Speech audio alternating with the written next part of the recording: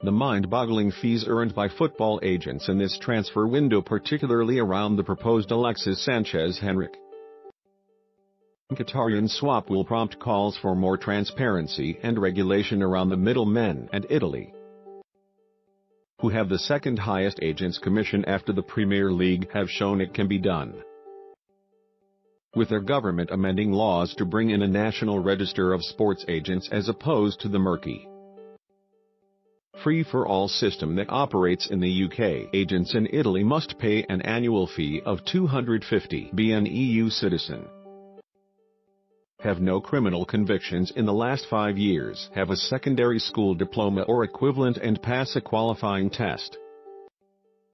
Italy have brought in a national register for sports agents like Mino Raiola. Pictured agents like Jorge Mendes must pay an annual fee, be an EU citizen, and pass a qualifying test. Clubs are prohibited from using non-registered agents whose involvement would make the contracts they worked on null and void. On top of that, a player's family members must pass the agent's exam if they want to take part in football negotiations. Mike Miller, chairman of the Association of Football Agents, said, "It is in everyone's interests to have a regulated and transparent system. Fees earned in the UK for deals like the Alexis Sanchez move will prompt calls for regulation."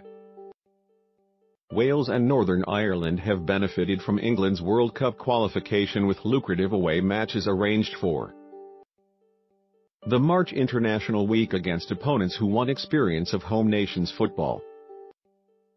Wales are playing in China in a mini-tournament against Uruguay and the Czech Republic, while the Irish take on Panama and Costa Rica.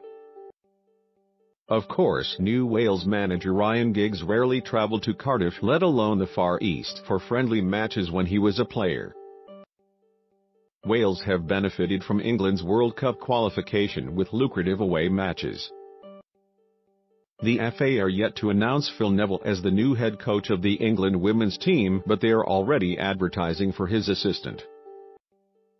Candidates must have consistent and successful experience of development of elite women players. That begs the question: why does the head coach not need experience of the women's game, but his No. 2 must have it? FA are advertising for the England women's No. 2.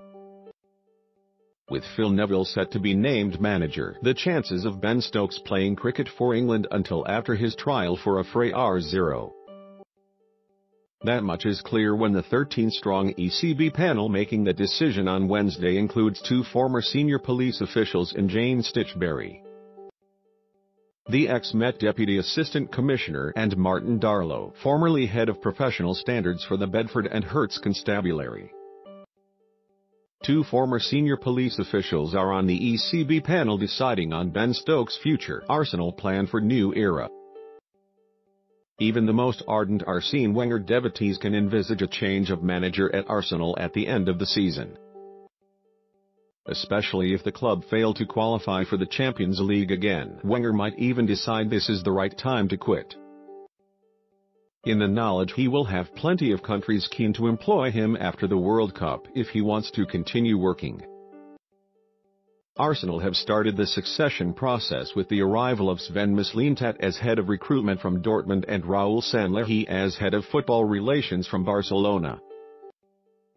These were board appointments rather than Wenger choices. Meanwhile, despite Arsenal's recent travails, 3 shares in the club have been sold for a record £28,000 each in deals that did not involve Stan Kroenke or Alisher Usmanov, who own 97% of the club between them. Arsenal have started the process for succession when Arsene Wenger departs as manager.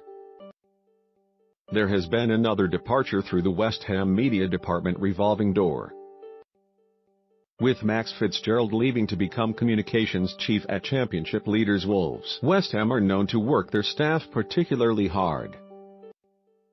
Millions of pounds have been poured into the annual Laureus World Sports Awards, whose latest nominations were announced on Tuesday since their launch in 2000.